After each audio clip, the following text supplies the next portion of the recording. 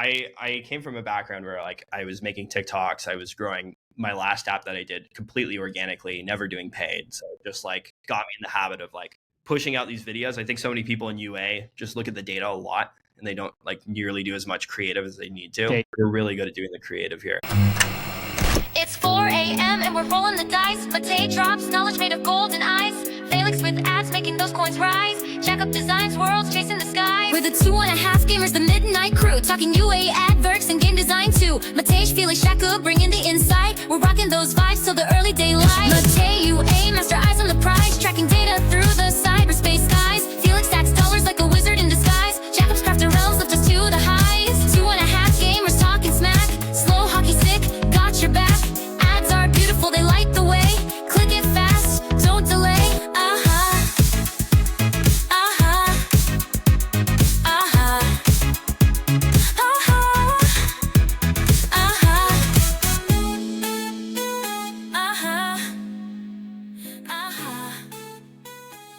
Welcome everybody. This is 2.5 Gamers, and we have extra mega special episode. I'm running out of the megas and specials because we did all the specials already. So now it's like super rare and super rare. It Anyway. goes ultra rare after that. Ultra rare, yeah, exactly. So today we're going to talk about Triumph, but before we go into the topic and our special guest, my name is Matej Lančarič. I'm Felix Broberg. And I'm Jakub Bremer. And I'm Colm Hayden. And we are your hosts. I think we should automate it because there's no way this ever gets good. No, we I do don't AI think so, stuff. yeah. We do AI stuff, man. That's the next AI level. stuff is overrated. Anyway, I mean, we did AI episode last week. Colm, welcome to the podcast. Can you introduce yourself to the audience? Who are you? Where do you work? And all the fun.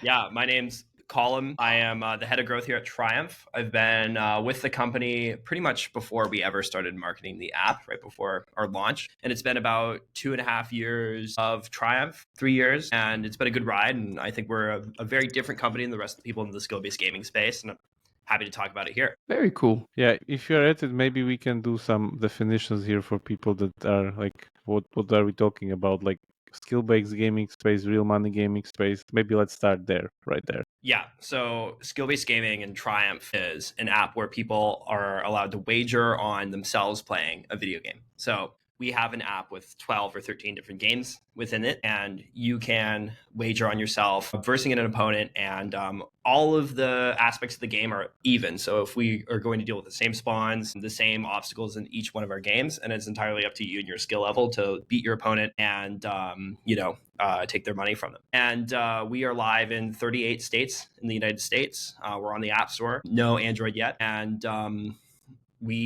I'd say what makes us unique is like we're probably one of the only skill-based games that targets a younger demographic. You can see a lot of like solitaire caches, bingo caches that target people over 60. But like I think what makes us unique is that we really go after that younger demographic. So to summarize, like, do I get it right that there's pretty much like zero power progression? I can't buy any power-ups, nothing. It's just like, as you said, pure skill, and it's kind of a little bit of element of luck, I guess, on top of it. Just not just that skill. Yeah. It's not chess-like skill.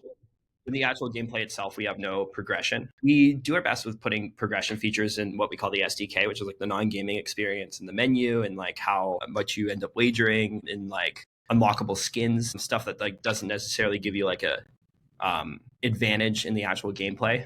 But we really try to make our games as fair as possible. It's very important to like what we do. I love when I said, Colm, can you introduce yourself? Then it was nothing. And then you ask like, did you just cut off? And then you start introducing yourself and then I disappeared. Anyway, we went into the definition of the genre and what it is and perfect. how it's defined. So that's Yeah, and Colm, your website has posted some really big numbers. Can you just basically maybe talk a little bit about that so the listeners get a sense of the scale you guys are at right now? Oh, hello. Hello there. I didn't see you. Thank you very much for coming to this episode. It's brought to you by our sponsors, PVX Partners, the simplest and most effective credit line for marketing. If you're scaling your business and need funding, here's the deal. With PVX Partners, you can grow your game easily in your business. There's no equity dilution. You can repay as you get paid, and it's flexible, fast, and fully tailored to your growth. So you can secure funding in 30 days and get a term sheet in just 24 hours. Don't you wait. Take control of your UA budget without giving away a piece of your company. Visit pvxpartners.com and see how they can help you grow your game faster and stronger. Don't wait. Go to pvxpartners.com. Yeah, so we have millions of users to date. Over $100 million has been paid out to players in our tournaments. So over $100 million won from these cash tournaments that we do. Yeah, I mean, like it's grown pretty tremendously over the past year, especially since we've really amped up our UA spend. That's very interesting. Because I'm just briefly looking at this on our usual setup on Sensor Tower, and yeah, it's just by the looks of it. You can share the numbers. Okay, I see. It's one of those very, very easy typical games. Just go and click view more in the description. There's all the games in there, and then at the end you mean Brick Breaker. From the past. Here we are. Okay, list of games included: Chaos Cannon, Pegmaster, Block Party, Pool, Brick Breaker. Okay, Doodle Jump. Okay, so everything's multiplayer. Yeah. Yes, everything. We have a few different game modes. Our biggest is our async game mode, where I am paired up with another player and we match them asynchronously. So I submit a score on a single player game. Somebody else is dealing with the exact same spawns. They submit a score on the same game. And then whoever has the best score wins the wager. Mm-hmm. We have our challenge mode where you get matched up with everybody else in the app who can compete all for the day. And whoever wins that takes home a big cash prize. So you might be 1 out of 1,000 people that win that game. But if you do, you're taking away all of the money from every single entry. And we do this for every single game on our app. Okay. How did you pick the games? That's my question here. It started with games that we like to play. But I think now what we noticed is that these really fast games, I think there's a few, we're still honing in on this, but there's a few things that I think make a good game for Triumph. You need to have the game be about 30 to 40 seconds long. The shorter we can actually make the game, the faster that feedback loop is. I think that's really good for us. You need to be able to die in the game. So if you have a game where you're submitting a turn and every single turn is the same length, yeah. I don't think that's good. I think the satisfaction of staying in the game longer when you're winning or having a better high score is going to be a better option. I'd say that's basically it. But it started with the game, that game Brick Breaker was the first game we ever did. It was just the one we liked to play. And then we just started kind of picking up on rules that we thought would make a good game after that. Was Brick Breaker good, you think, because it just was really big with the kind of BlackBerry generation, and that's kind of the generation of people you're targeting, or was it just because of the gameplay? Yeah, I think people we target are generally males age 21 to 30, 35. And then their concept was we want games that people used to play in class in school back when they were in school. And yeah, the money on the line makes it fun in the modern day. Otherwise you just wouldn't be playing these games as an adult. Because I remember when I was kind of running some real money gaming game, it was mainly solitaire or pool or something like this. So this was kind of surprising to me. It wasn't really Brick Breaker and stuff. But you have these games. We have them.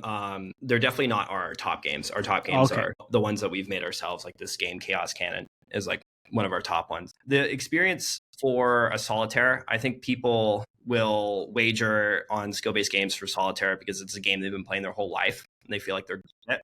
It's a little bit different value prop for us. We try to focus on games that we think are fun, games that not many people play that we can kind of reinvent into a really fun way, and then just have them be really fast and hyper casual. And just out of curiosity, right? So how does the revenue model work? Do you guys take a vig off the winnings, or how does it work? Yeah, we take a fee for facilitating each game. Depending on the game mode, it can be from 10 to 20%. And so each one of our game modes has a fee, and that's how we make our money. Sweet. And just so, yeah, I have to ask, this is a bit cheesy, but what's the player that has gotten the biggest payout? How much is that? But what is also the average payout for players? The biggest payouts are from our challenge mode. You can win north of $5,000-$6,000 from a good challenge mode, I'd say. Average is actually really small. So our average wager for an individual game is about $3. So people put you're not making any money based on Sensor Tower, so I'm not sure what you're talking about. Yeah, no IAP revenue for us. We use payment processors within the app, so like our sensor tower is probably going to be pretty blank, which I think is why a lot of people might not know about Triumph to date. Hello, everybody. Thanks for joining this episode. Our sponsor, Fast Spring, has delivered D2C at scale for over 20 years. They power top mobile publishers around the world and are reliably fast-growing, profitable, and very financially secure. So FastSpring isn't just figuring out D2C on the heels of the recent VC investment. Their developer-first platform and deep gaming and payment expertise have helped democratize global commerce for over 2 decades. As no drama D2C partner with real-world experience at scale, FastSpring is a partner that you can trust with your players. To quickly launch a new web store, replace an existing D2C vendor, or just add redundant D2C vendor at fastspring.gg. Thank you very much, guys, for sponsoring this episode. Now let's get back to the content. Bye-bye. But, I think we're like kind of a low-key up-and-comer, and like it's been cool to see the growth. But yeah, like not much you can find on Sensor Tower. Yeah, it's even in the category that's called like mini games hub. What? Yeah, like Okay, go interesting. go unified apps and you'll see it if you get to the main page. Like the category where you have like offline games, no Wi-Fi games. It's like number 6. Mini No game hub. way. Yeah, stuff like that. And it's just that I guess the taxonomy isn't really ready for this kind of a genre yet in Sensor Tower. Yeah.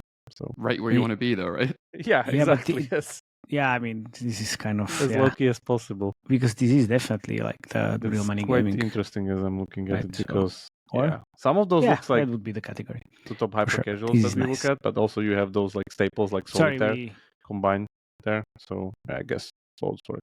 And there's no event metagame or like some kind of live up stuff between those. Yeah, not really any metagame apart from like, I guess your balance in the app as you continue to wager and continue to win and lose games. I would call that metagame. We're trying to think about how to have a good metagame, because I think ultimately we want our players coming back and playing a lot. And like unlockable skins, things that like change the cosmetics of a game, things that like give your player more standings. We also have leagues. Depending on how much you wager in the game, you're going to be placed in a certain league, and you can rank up or rank down in the leagues tab. I think this adds a lot of progression as well. But compared to like a free-to-play game, not nearly as much progression. Yeah. But you can't even, because again, by the nature of the, the skill kind of skill gaming paradigm of like you cannot have the advantage, otherwise you wouldn't be able to wager, because it's pay to win as usual as it's there. But like stuff like this is definitely skill based. Also, I couldn't help but notice, right, when we're on Sensor Tower as well, that there's no Android app, right? So what's going on there? So the Play Store currently doesn't allow skill-based games to advertise or even launch a skill-based game on Android. I think skill-based gaming has had an interesting past. I mean, like you look at companies like Skills and Papaya, and like they're just straight up very different than us. Like they're doing solitaire cash. There's been a lot of lawsuits about historical replays and everything of that sort. Our hope is that we can really like just change how the industry is perceived. I think like, our app just targets a completely different user. It's almost a completely different experience than like a single game skill-based app like Solitaire Cash. And like we hope we can change the industry and make it legal for the Play Store. And I think skill-based game could just be a lot bigger than it is today. Okay. Do you also get a lot of friction from the App Store, right? Because they're not getting a cut from this, right? So I don't know, like, do you get a lot of friction from them, or how does that work? We've had no complaints from the App Store. I think for the most part, they're generally cool with us. We have good legal opinions for everything we do. We have good payment partners that we work with. And the fact that you can withdraw money makes us like eligible regulation.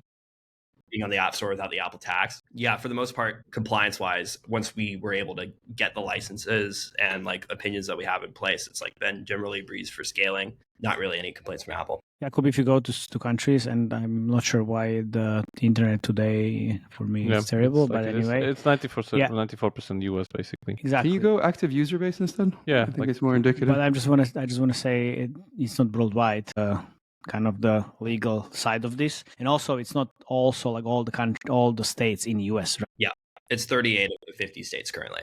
And so the laws dictate skill-based gaming in the US, at least. They're rather unique. They actually go back to the 1930s when people were playing pinball for money, and each state regulated pinball games in different ways. Some states came and like burned all the pinball machines, other ones fully endorsed it.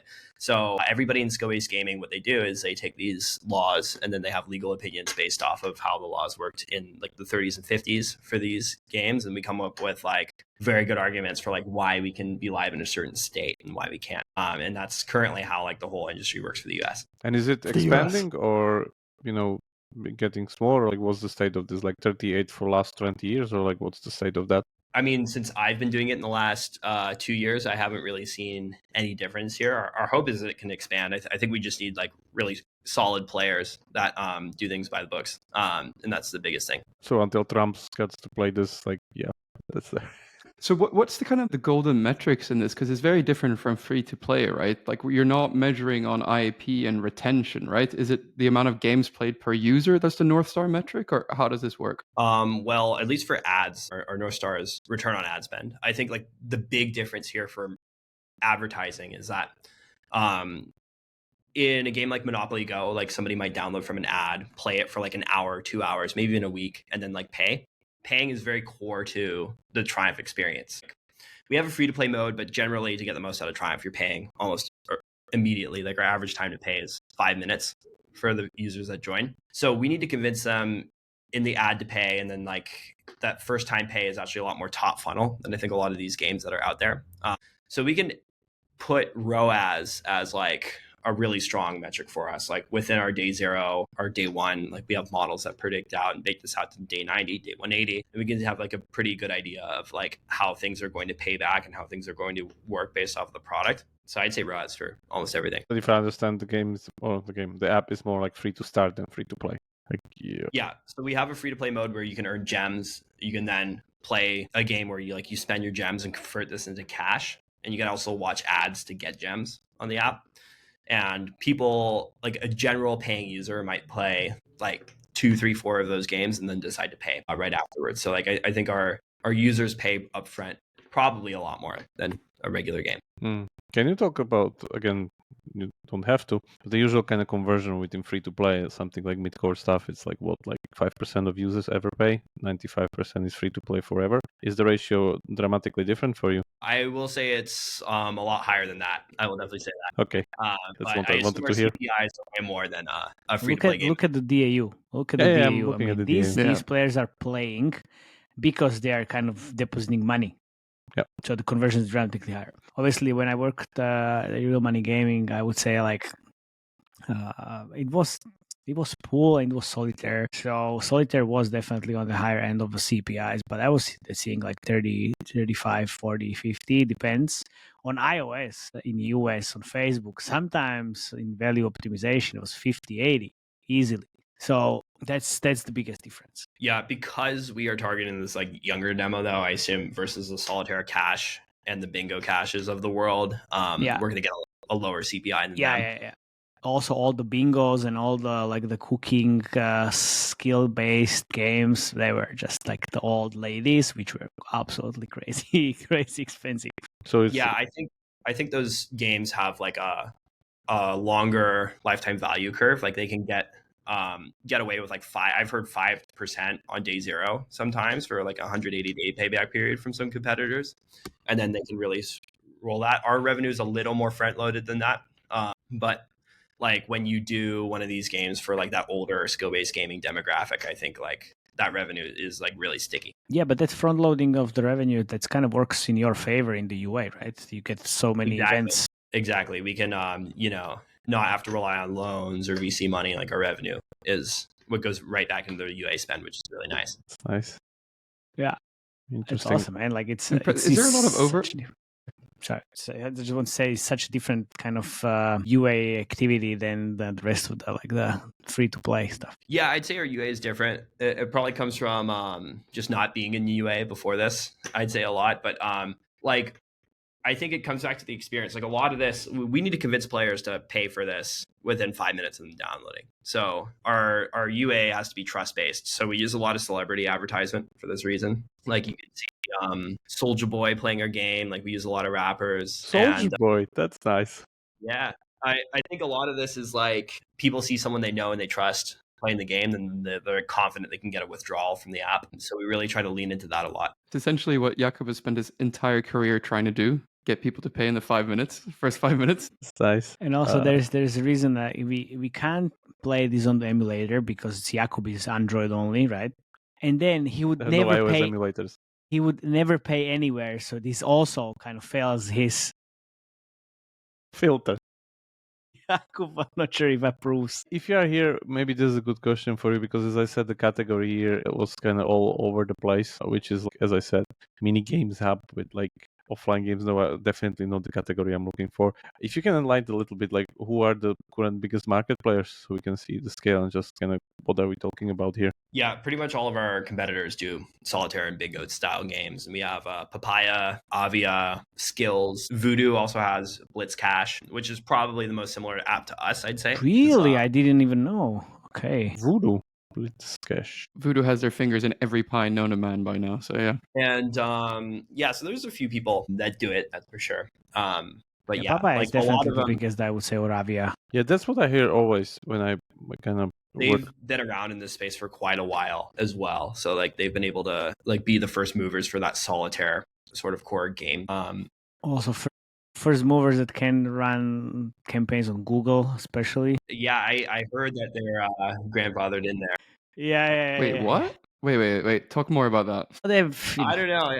I've heard some rumors, but I've heard that Papaya, or Avia or Papaya, I'm not sure which one, but I heard that they're allowed to run on Google, and like other people are not allowed to run on Google currently in the space. And I have this information for 3 or 4 years. So they are very close to the Google guys. And also they're making shit ton of money. So, there are always exceptions where there are rules. There are always exceptions.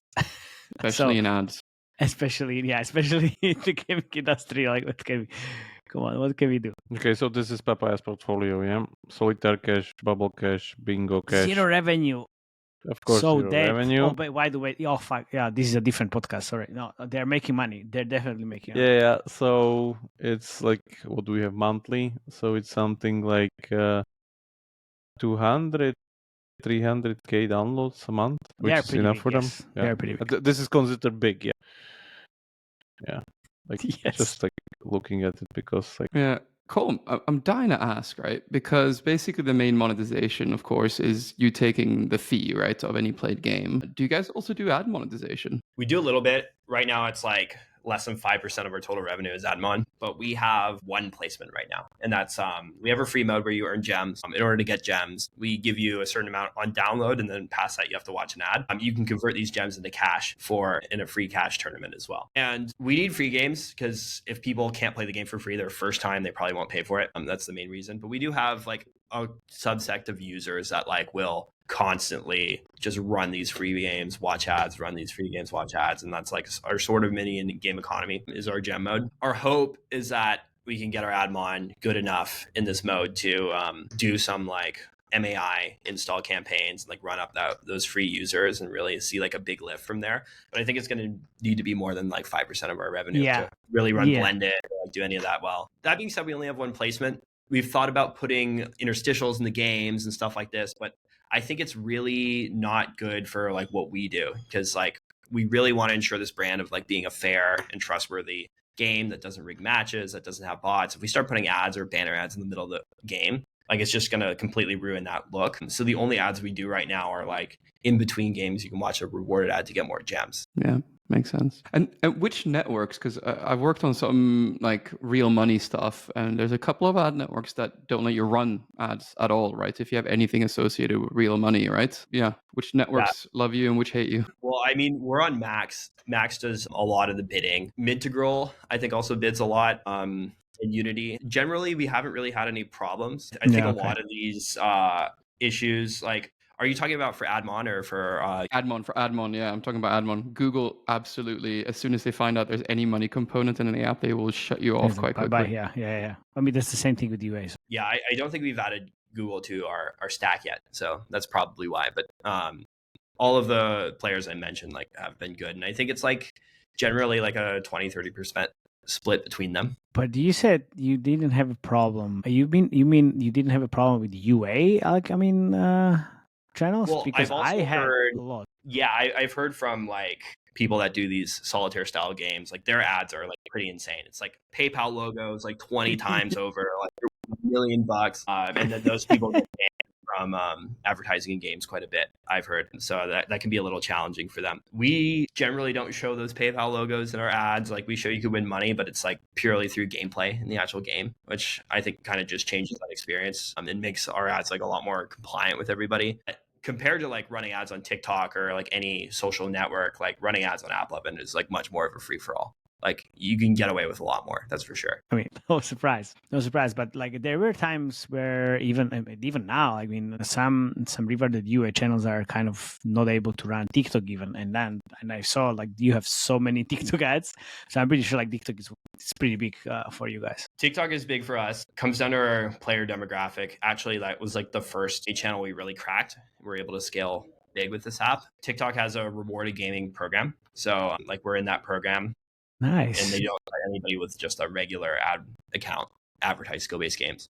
Yeah, but they are quite strict in terms of like what we actually can and can't advertise. So we have to like constantly go back and forth with their policy team, make sure everything's compliant to their standards, which makes sense. But like there's a lot of ads that we can get away with running on Meta that we can't run on TikTok. And they are rather strict about it. But like TikTok was definitely the first place we were able to see scale. Nice. And AppLovin, so AppLovin, like what kind of data you send back to AppLovin for the ROS campaigns? Or you do just CPP campaigns? We do the day 7 and day 30 ROAS campaigns with them. Okay. We're integrated with our MMP apps flyer and we just send them up. So the purchase is basically the deposit.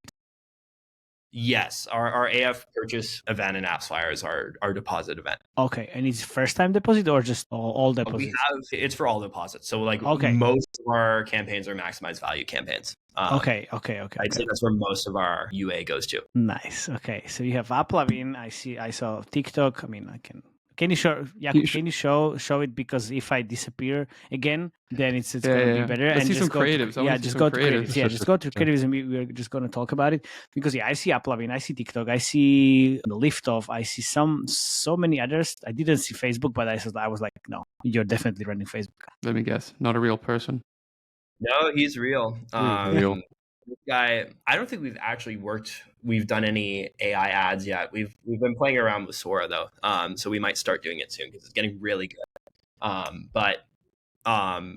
Like using real people, making it seem real is like a big part of like. So it tells basically a little bit of a story that the guy wants to buy Elden Ring on the Play Store and then he plays the app and he wins it and then he can buy it. Yeah, that's nice. It's like pretty relatable, I would say. Yeah, but then I saw like some of the rewarded UA channels had like these like $150 that you can win or get from playing other games. That's not really that relatable. I don't think you can trust that much.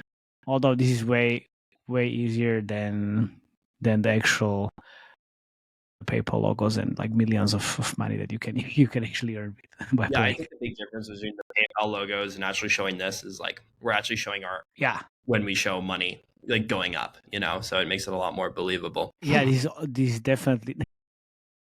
What am I looking at? Great. You picked the worst ad that we've ever done. Oh my gosh. It's amazing. I mean, I love it already. This is great. It's like brain rot. It's a horror ad, basically. We've done some experimental ads, that's for sure. But we try everything. We have fun in the marketing team. That's pretty. I mean, you have to. Oh yeah. How do you do your ideation for creatives? I mean, we're just all in this room together thinking about how can we make like 7 to 10 ads a day, and then a lot of it just comes from that. These texting stories, we've done a lot of really raunchy texting stories. This is one of them, but like it keeps the user engaged. I'd say it's like very natural to the platform. You're scrolling TikTok and then you see an actual text. You think it's a real text. You're going to stop and watch that whole video. This one is actually one of our top spending ads. This one's really good. You can see Soulja Boy playing the game. He's just asking a lot of questions about the game.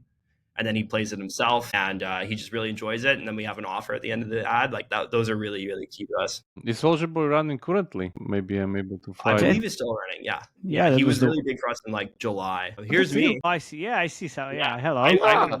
I'm in a decent amount of the ads too. I mean, this is exactly like it's super easy to record you, your team, and whatever. And that's it. You don't really need anything else. Yeah, I Nice. think like I came from a background where like I was making TikToks, I was growing my last app that I did completely organically, never doing paid. So it just like got me in the habit of like pushing out these videos. I think so many people in UA just look at the data a lot and they don't like nearly do as much creative as they need to. We're really good at doing the creative here. Because this is super important. This is super important. Like, and the background with the TikTok and making the videos, like that unlocks another level of creativity and the creative production in general. That's it. I mean, like you record yourself, your teammates, colleagues, and whoever else, and then suddenly you have those 5 videos a day. Super clever. I can see Jakub would never record himself for a creative. Actually, I was doing development diaries live on stream back then when I was at the company. Back when it's a dev stream. It was 2019. It's quite a long time ago, man. But and you wasn't even the main person on that stream. You were a sidekick.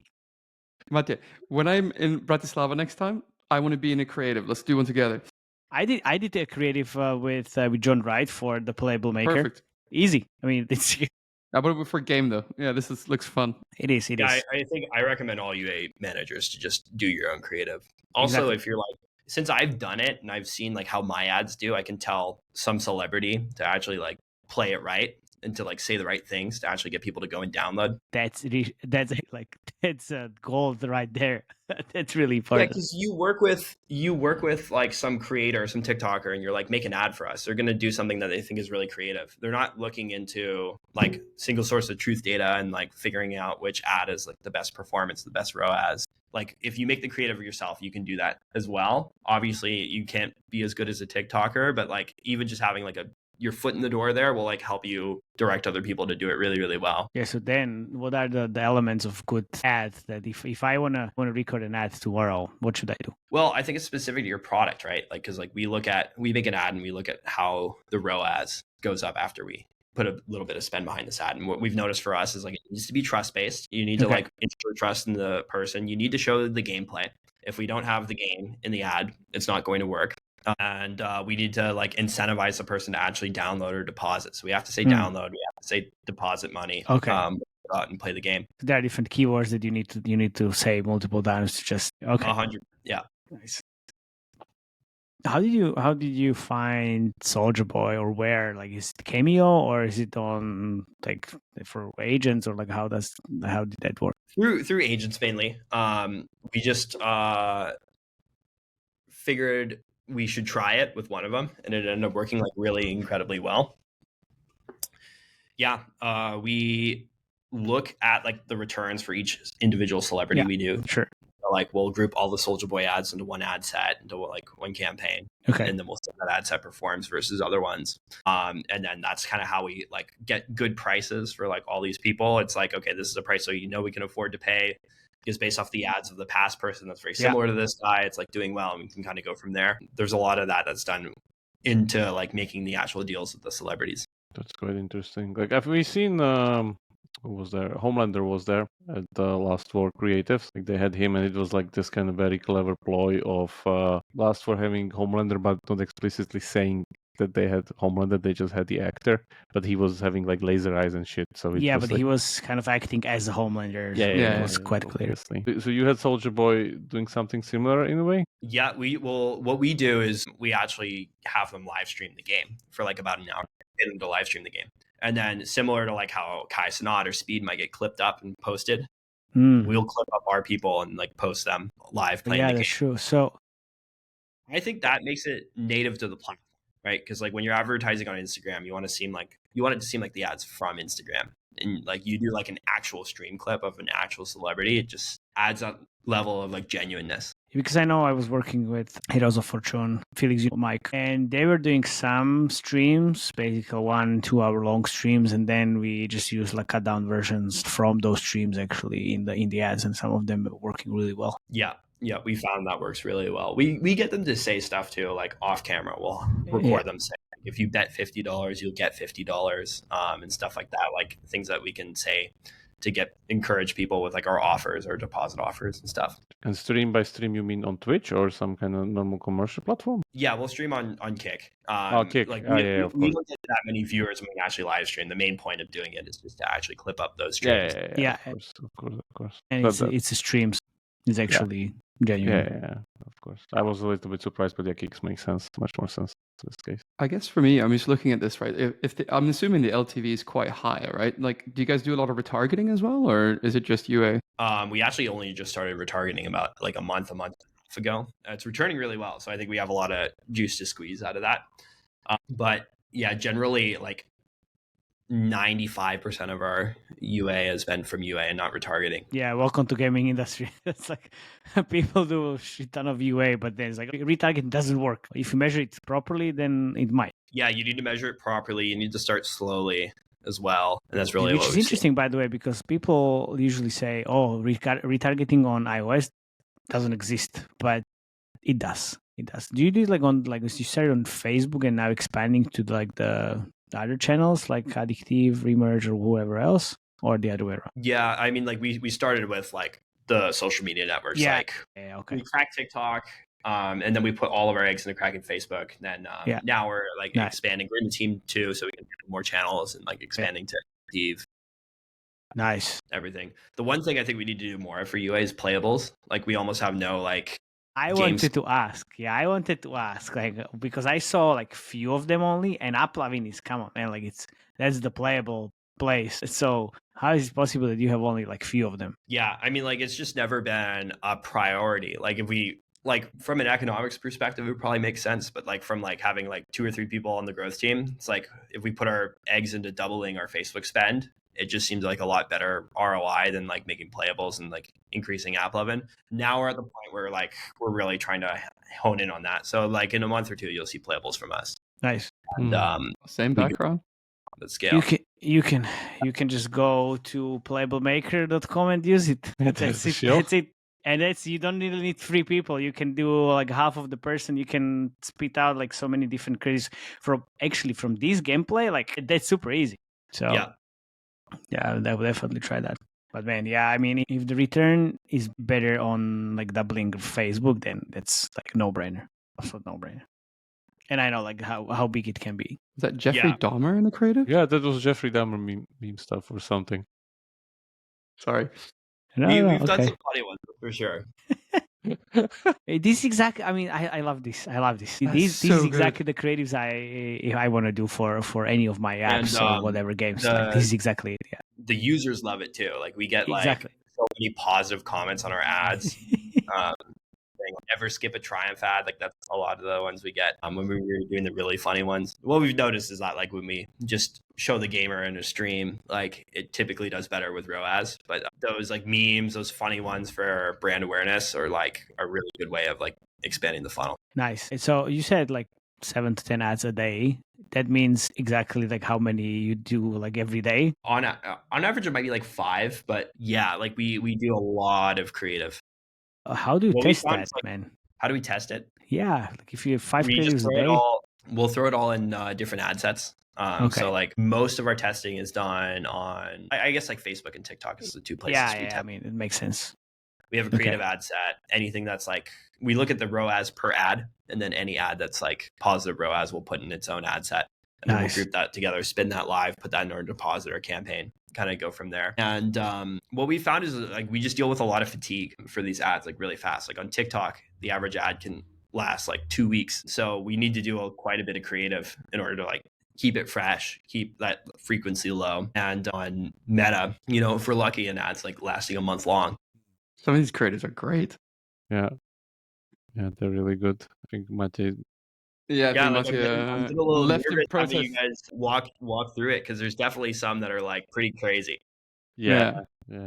That's so really nice. What's kind of next for Triumph, right? Like, how do you guys expand? Is it by gaming genre? Is it by adding events, or like how do you guys fuel this expansion? Yeah. By the way, just saying, like it's still expanding, like downloads wise. That's not the right one. Yeah, that's the right one. Yeah, sorry, continue. Yeah, well, I think skill-based gaming can just be so much bigger than it is. The fact that like we're the only people really targeting younger males in the space, I think is still pretty incredible. Like there's not really any competition that has done something just like Triumph yet. We can make way more games. I think we totally should make way more games. Like, it may seem like that we have a lot, having 12 to 13, but we see like a really big lift in like what we can do when a new game works and it becomes a hit for the app. So I think investing in that. Also just going live in more places. Like, skill-based gaming can totally be bigger than the US. Like, there's a lot of countries in Europe that we can go live in today if we wanted to. I also think eventually we can get this live on the Play Store and like have a good standing with Google as well. Like, that's one of our big goals. And ultimately, I just can see a lot of people my age like playing this and actually doing it. Move mediation platform. That goes a long way, I hear. Wink. Can you show downloads over time, Jakub? Only for Triumph? Yeah, this is it, right? That's only for Triumph. Yeah. It's quite impressive. It kind of like reminds me a lot of our chat when we were talking about offline no Wi-Fi games, right? And I met the developers, and basically they kept saying like how important some of the games are, and then that adding the right mini games or games basically can fuel so much growth. So do you guys just have a list of what you're going to be adding next, or is it just looking at the hyper casual hits and then you're like, yeah, this will work, and you roll it out on a small user base, or what? We have a list of specific games I don't want to really say until they're out. Yeah, of course. Like, as of lately, we're trying to hold ourselves to a standard of like releasing one a month. And generally, like you'll see this Canon game, you'll see Brick Breaker a lot in our ads. The more games that we can actually get to work in the ads, I think the better the product's going to be. Because like if you're looking at an ad on a ROAS basis, it's more than just the ad. Like, people need to see that game, come into the product, play that game, really like it, and then they actually stay. Yeah, very cool. Honestly, I don't think I have any other questions. If there's anything else we missed asking that's interesting about skill-based gaming, I'd love to know. But yeah, fascinating. Like, I know I learned a ton. Oh, is that John Cena as well? Yeah. Yeah. You know, you go on the edge when you can. That's like how this game is played. So much great stuff. My internet can't handle it, all of it. Seems Too much. Too much.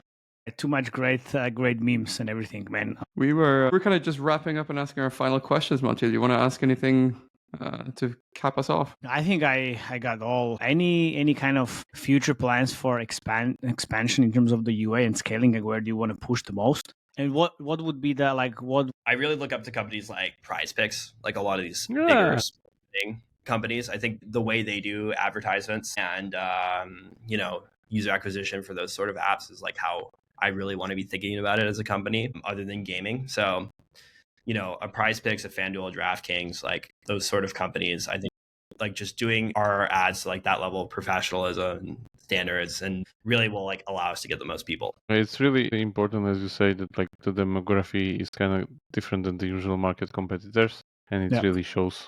And I guess just by expanding the portfolio of those games, I guess it will be just, great correlation on just the engagement and overall metrics as it will go further. I mean, I'm pretty sure we will add Triumph to the creative trends from now on. Yeah. Oh man, I mean, this is such a great stuff. I haven't seen these great ads for a while, so I mean, the variation is really well good. done. Yeah. Very well done, definitely. Like when some of the things that, oh my god, that Mate always says at the end of some of the games. This is literally it, like what we're missing. This is it, yeah. It's exactly it. Because then we talk about the creative depth, and then there's like 1 or 2 pages of creatives, and it's like this is just never ending, which is exactly how it should be. If you scroll on the top. Like, well, what most people don't understand is like even when you make a good ad, that ad's only going to last a month long, and you're going to have to make one. At least if you're advertising on Meta. Exactly. So if you make a great ad and you immediately see such a great results, you have 2 problems. First, I mean, it's gonna outperform everything else, and then the second one, like by far, and the second one is like the finding the replacement and the new creative winner. How do you go from there? It's like like you are so happy and then so sad at the same time because like now I'm gonna spend another 2 months or 3 months at the best to find the better. Definitely. This was amazing. Even though so good. Thank you so much for coming. Yeah. Yes, finally, like I now understand much more about this whole genre market. Yeah, I'm happy to do it. And I got to mention to the pod, it's like I learned a lot of UA from just watching your guys' stuff. Like, I've been watching for quite a while. But you listened as well. Not everyone does. Yeah, people watch us a lot, but they don't do what we say. Exactly. So it's pretty cool to be like on the pod. Yeah. Yeah, happy to help here always. And thanks again for coming. If anyone wants to contact you, they can do on LinkedIn. I will or whatever. Or the company. Or the company. Yeah. You can add me on LinkedIn. I'm also in the 2.5 Gamers Slack. You can message me there, like either or. And then thank you very much for listening. Hope I'm still here. For now. So for now, if I disappear, it was a great show. Thanks, Colm, and thanks everybody for joining. Join the Slack channel. If you have any comments, put it under the video as usual. And then join the Slack channel and see you next time. Thank you very much. Bye-bye. Ciao.